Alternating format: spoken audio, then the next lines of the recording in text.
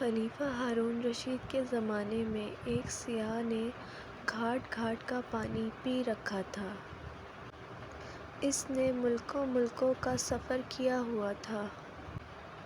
جب وہ ہارون رشید کے دربار میں داخل ہوا تو اس نے ضیافہ کے وزیروں اور مشیروں سے کچھ سوالات کیے، لیکن کوئی بھی ان کا جواب نہ دے سکا۔ بادشاہ ہارون اپنے وزیروں اور مشیروں کی نالائکی پر بہت شرمندہ ہوئے۔ سیاح کو رخصت کیا تو ہارون اپنے وزیروں اور مشیروں پہ غصہ ہوتے ہوئے کہا، تم سب لوگ میرے لیے باعث شرمندگی ہو۔ آج اس سیاح نے تم سب کو عاجز کر دیا۔ یوں معلوم ہوتا ہے کہ تم اس کے مقابلے میں کسی مدرسے کے کوئی بچے ہو۔ درباریوں کے سر شرم سے جھک گئے۔ کسی کے پاس اپنی صفائی میں کہنے کو کچھ نہیں تھا۔ اسی دوران ہارون کا غصہ مزید شدت اختیار کر گیا۔ اس نے حکم دیا، کل اس سیاح کو دوبارہ دربار میں طلب کیا جائے، اور اگر کل تم لوگوں نے اس کے سوالوں کے جواب نہ دیے تو میں تم سب لوگوں کی دولت اس سیاح کو دے دوں گا۔ ہارون نے دربار کو برخاست کر دیا۔ درباریوں میں تو کھلبلی مچ گئی۔ ان کی پریشانی کا کوئی ٹھکانہ نہیں تھا۔ سب ایک جگہ جمع ہو کر سوچنے لگے کہ بادشاہ کے غصے سے کیسے بچا جا سکتا ہے۔ آخر ایک شخص کے دماغ میں ترکیب آ گئی اور وہ خوشی سے بولا، دوستو، اس مشکل کو حل کرنے کے لیے ہمارے پاس بہلول موجود ہے۔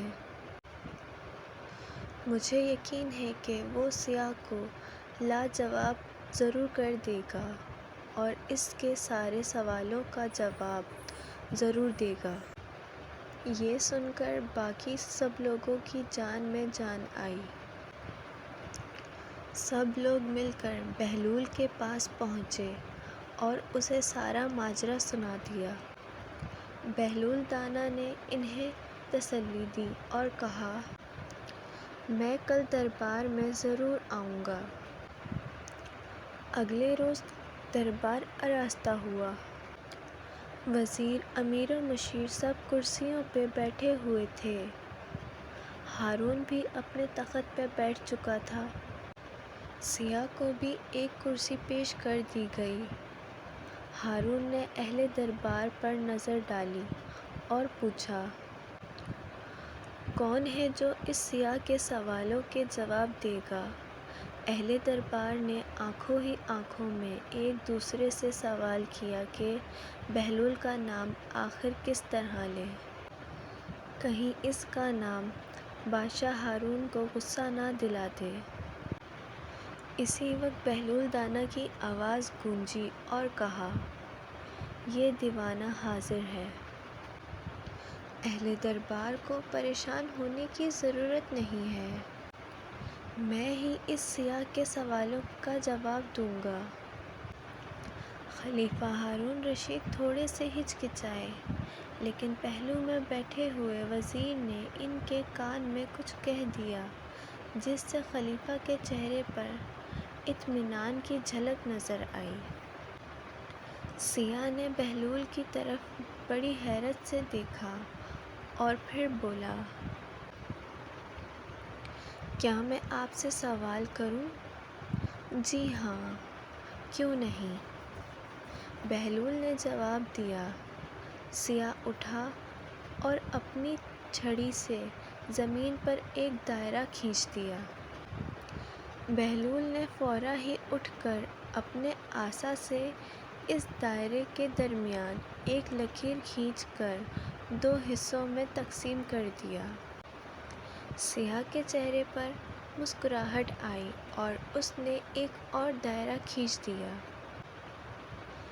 بہلول نے اس مرتبہ دائرے کو 4 حصوں میں بانٹ دیا اور ایک حصے پر اپنی چھڑی رکھ کر کھٹکھٹائی۔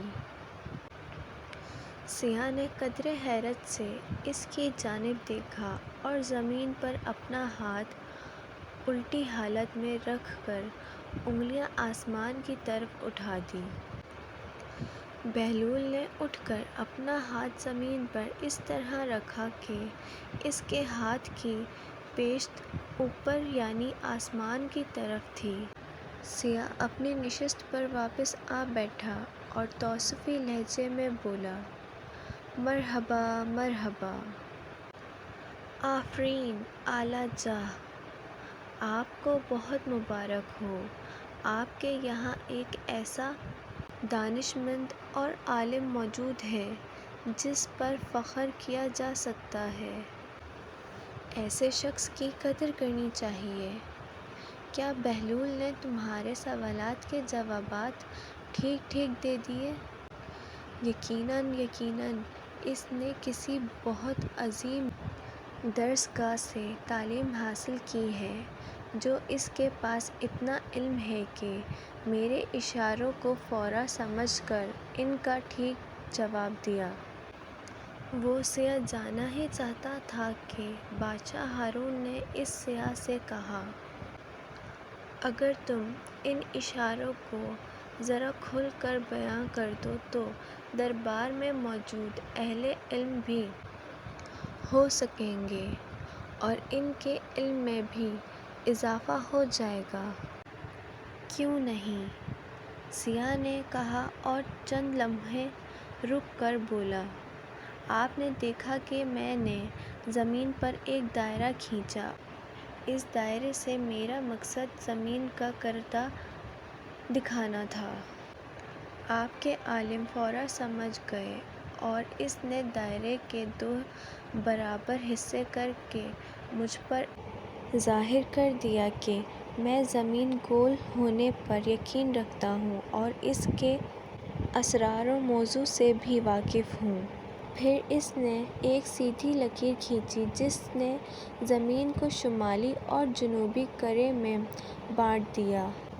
پھر آپ نے دیکھا کہ اس نے ایک اور دائرہ کھینچا۔ آپ کے عالم نے اس کے 4 حصے کر کے مجھے سمجھا دیا کہ 3 حصے پانی اور 1 حصہ خشکی ہے، اور جب میں نے اپنے ہاتھ کی انگلیوں سے زمین پر اگنے والی نباتات کی طرف اشارہ کیا، یعنی جب اس نے اپنے ہاتھ کو نیچے رکھا اور انگلیاں اوپر کیں تو اس کا مقصد کہ نباتات اور پودوں کی طرف اشارہ کرنا تھا۔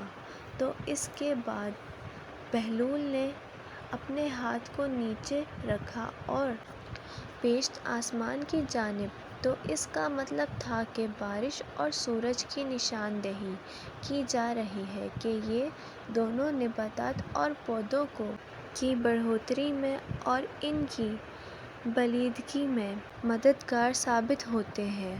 یہ کہہ کر اس سیاح نے بہلول دانا کی طرف دیکھا اور عقیدت سے بولا، میں ایک بار پھر کہتا ہوں کہ آپ کو ایسے دانشمند پر خرچ کرنا چاہیے۔ یہ کہتے ہوئے وہ سیاح ہارون کے دربار سے رخصت ہو گیا۔